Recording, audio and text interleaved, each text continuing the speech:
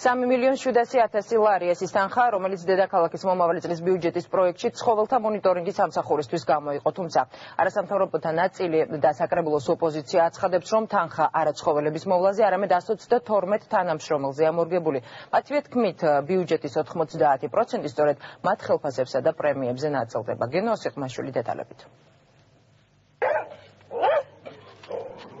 კუჩის ცხოველების მეთვალყურეობისთვის თბილისის მერიამ შარშან სპეციალური ცხოველთა მონიტორინგის სამსახური შექმნა. მის ფუნქციებში კი ასეთი ცხოველების აცრა, სტერილიზაცია, თავშესაფარში გადაყვანა, მოსახლეობის ზარებზე რეაგირება და მსგავსი სამუშაოები შედის. ახლად შექმნილი სამსახურისთვის 2015 წლის ბიუჯეტში 3 მილიონ ლარზე მეტი გაიწერა, საიდანაც დიდი ნაწილი სამსახურის თანამშრომლების ხელფასებზე მოდიოდა. ამის ზეზით კი ეს საკითხი არასამთავრობო ორგანიზაციებისა და საკრებულოს ოპოზიციის კრიტიკის ობიექტი გახდა. კრიტიკა 2016 წლის ბიუჯეტსაც შეეხება. ამჯერად თანხის 90% ადმინისტრაციულსა და სახელფასო ხარჯებზე მოდის. ცხოველების მოვლაზე კი მხოლოდ 10. 3,100,000 ლარი ბიუჯეტში წერია, რომ უნდა დაიხარჯოს ხელფასებში, დანამატებში, პრემიებში, მივლინებებში, წამომადგენლობით ხარჯებში, ამ ადამიანების დაზღვევაში, ავტომანქანით მომსახურეობაში და ასე შემდეგ. ნარმანიამ რამოდენიმე დღის წინ ფრთიანი ფრაზით გაგვამხიარულა, რომ მიმდინარეობს თვითნებური გადათხრები. ამ გადათხრებს ალბათ ქალაქში მომრავლებული თხუნელები ახდენენ და ცხოველთა მონიტორინგის სამსახურს მაგიტომ გაეზარდა ბიუჯეტი, რომ თხუნელების წინააღმდეგ ბრძოლისთვის გამოიყენოს. ცხოველთა მონიტორინგის სამსახურისთვის მომავალ წლის ბიუჯეტის პროექტში 4 მილიონამდე ლარი იყო გათვალისწინებული. აქედან 2,600,000-ზე მეტი ხელფასებზე, პრემიებზე, დანამატებსა და მივლინებებზე გადანაწილდა. ცხოველების მოვლა შენახვაზე კი 220,000 ლარი განისაზღვრა.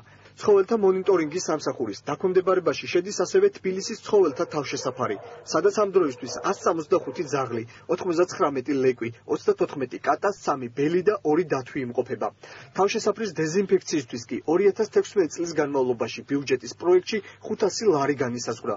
ეს კიდევ ერთი მიზეზია, რის გამოც ოპოზიციის წევრები დავით ნარმანიას უწყების მიერ შემუშავებულ 2016 წლის ბიუჯეტს აკრიტიკებენ.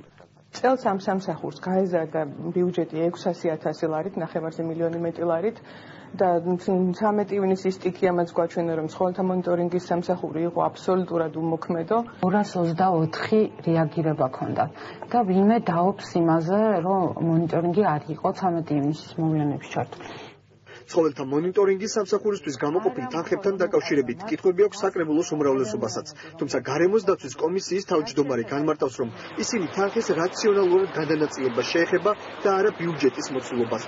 შორენა ბუხრიაშვილის თქმით, სამსახური დღის განმავლობაში უამრავ გამოძახებაზე რეაგირებს და მათ საკუთარი ეფექტურობა 13 ივნისის სტიქიის დროსაც დაამტკიცეს. შესაბამისად, მათზე გაცემული ხელფასები ადეკვატურია. თანამშრომელთა რაოდენობა არ შემცირებულა, აქედან გამომდინარე სახელფასო ფონდი ვერ შემცირდებოდა. რაც შეეხება დაზღვევის თანხებს, მოგეხსენებათ, რომ სააგენტოს თანამშრომლებს აქვს ძალიან რისკიანი სამუშაო, იგივე ქვეწარმავლებთან ურთიერთობა უწევთ მათ ზაფხულის განმავლობაში და იგივე დასნებოვნებულ ცხოველებთან ურთიერთობა, ამიტომ მათი დაზღვევის ხარჯი არ ამგონია, რომ რომელიმე ადამიანში უნდა იწევდეს კითხვის ნიშნებს. თავად მერია და ცხოველთა მონიტორინგის სამსახური თემაზე კომენტარს ამ ეტაპზე არ აკეთებენ. დედაქალაქის მთავრობაში განმარტავენ, რომ დაბრუნებული ბიუჯეტის განხილვა, შენიშვნების გათვალისწინება მიმდინარეობს და განცხადებებსაც ამის შემდეგ გააკეთებენ. თბილისის მომავალი წლის მთავარი საფინანსო დოკუმენტი კი საკრებულოში 10 დეკემბრამდე უნდა დაბრუნდეს. სწორედ ამ დროისთვის გაირკვევა, როგორ გადანაწილდება 4 მილიონამდე ლარი ცხოველებსა და მათ მომვლელებზე.